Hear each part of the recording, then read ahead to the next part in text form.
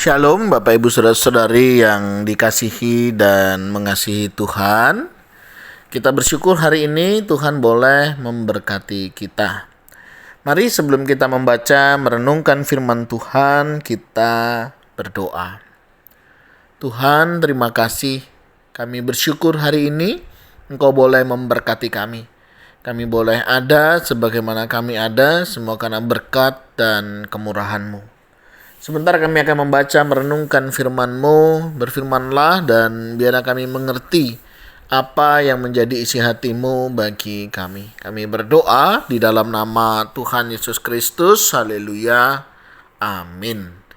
Ayat bacaan kita hari ini terambil dari 1 Petrus pasal yang pertama, ayat yang ketiga hingga ayatnya yang ke-12. Saya akan membacakan ayat 8 dan 9.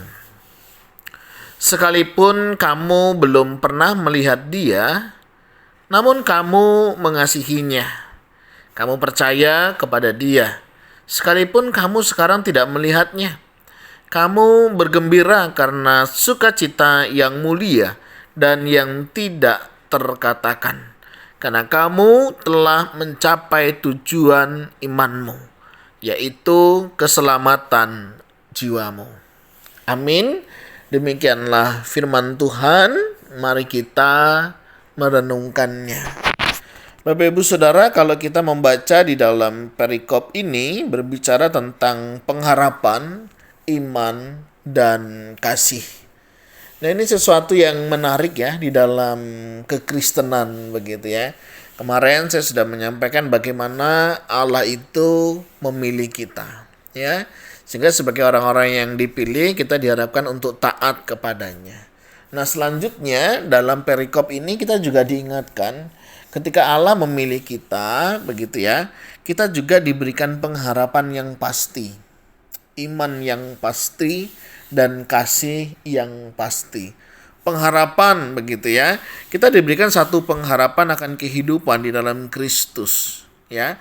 Bagaimana Kristus memberikan pengharapan di dalam kehidupan kita. Pengharapan kita bukan pengharapan yang semu ya, tapi pengharapan yang pasti bahwa kita akan hidup bersama dengan Dia, kita akan hidup memuliakan Dia. Ini pengharapan kita. Kita tidak akan selama-lamanya hidup di dunia ini, ya, hidup mengalami penderitaan, ya. Apa yang kita alami saat ini, Bapak Ibu Saudara, itu tidak selama-lamanya. Ada waktu di mana nanti kita tidak akan mengalaminya lagi, ya. Tuhan akan membebaskan kita. Ini pengharapan kita di dalam Dia. Dan tentunya pengharapan kita adalah di dalam Dia akan karya keselamatannya. Ya, kita akan bersama-sama dengan Dia. Ini pengharapan kita. Jadi apa yang terjadi pada kita hari ini itu tidak selama-lamanya, ya, tetapi kehidupan kekal itu akan diberikan kepada setiap kita yang percaya kepadanya. Ini pengharapan. Nah, iman tadi yang kita baca. Kita itu belum pernah melihat Dia. Bapak Ibu Saudara, ada yang pernah melihat Yesus? Ya. Kita belum pernah melihat Yesus ya. Tapi kita itu bisa mengasihinya. Itu iman Bapak Ibu Saudara.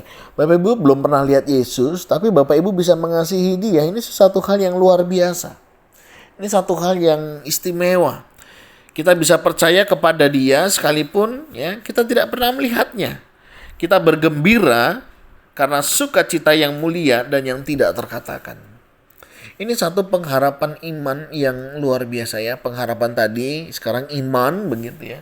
Bagaimana kita bisa beriman kepada Tuhan Yesus. Nah, ini satu karya Roh Kudus ya. Bagaimana Roh Kudus bekerja di dalam diri kita yang tidak pernah melihat begitu, tapi kita bisa percaya.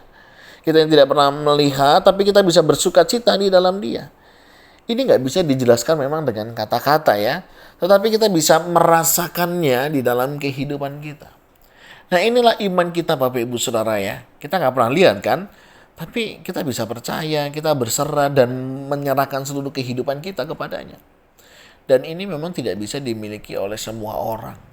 Jadi kalau kita hari ini bisa percaya, ya, bisa mempercayakan hidup kita kepada Tuhan Yesus, ini sesuatu yang istimewa Bapak Ibu Saudara. Jadi berbahagialah dengan iman yang Tuhan berikan.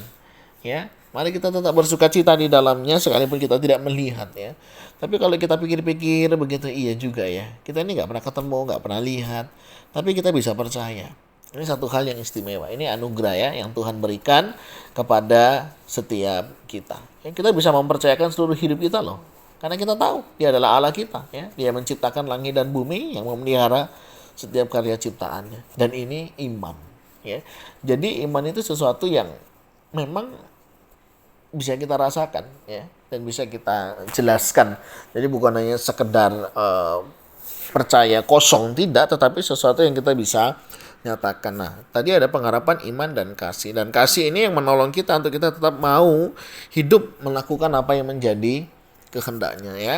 Karena kamu telah mencapai tujuan imanmu, yaitu keselamatan jiwamu. Saudara, sebagai orang-orang yang sudah diselamatkan, sebagai orang-orang yang sudah ditebus ya, tentunya kita akan hidup dalam kasih. Kasih mengasihi ya.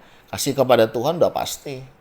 Ya, karena apa? Karena Tuhan lebih dulu mengasihi kita sehingga kita bisa mengasihi Dia. Kita tidak akan mungkin bisa mengasihi Tuhan, mengasihi sesama tanpa Tuhan lebih dulu mengasihi kita. Nah, jadi respon kita bagaimana? Ya, sebagai orang yang sudah dikasihi Tuhan, mari kita juga hidup dalam kasih mengasihi ya, kepada orang-orang yang ada di sekitar kita. Nah, bagaimana kasih kita hari ini kepada orang-orang di sekitar kita? Nah, itu akan menyatakan iman kita. Ya, jadi pengharapan, iman, kasih itu nyata ya dalam perjalanan iman kita. Kita berharap pada Yesus. Ya, kita berserah, kita percayakan seluruh hidup kita. Ini pengharapan kita. Ya, ada sesuatu yang pasti. Saya nggak tahu nih, Bapak Ibu Saudara punya harapan apa sama Tuhan. Ya, tapi apapun harapan kita kepada Tuhan, percayalah, Tuhan pasti memberi yang terbaik. Iman kita, iman yang menuju kepada keselamatan, di mana setiap kita yang percaya kepadanya tidak binasa. Ya, melainkan akan memperoleh kehidupan yang kekal. Dan ini yang Tuhan berikan. Kita nggak pernah lihat Dia, tapi kita bersuka cita di dalamnya. Kita tidak pernah berjumpa begitu ya, tapi kita bisa menjadi orang-orang yang bersuka cita di dalam Dia.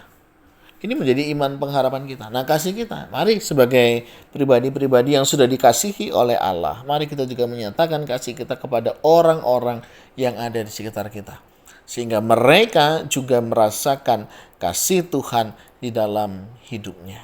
Nah, Bapak Ibu Saudara, mari iman, pengharapan, dan kasih boleh nyata di dalam kehidupan kita, bukan hanya di tutur kata, tetapi juga di dalam tindakan, pikiran, dan dalam kehidupan kita hari lepas hari. Apakah dalam pekerjaan, dalam pelayanan, dalam keluarga, semua bisa nyata dalam ekspresi pelayanan kita.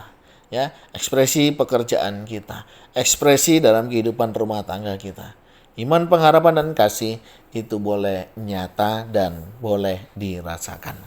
Terima kasih ya Tuhan, hari ini Kau mengingatkan kami bagaimana iman, pengharapan, dan kasih itu boleh nyata di dalam kehidupan kami. Bukan hanya ketika kami berelasi kepada orang-orang di sekitar kami, tetapi juga nyata di dalam relasi kami dengan Engkau.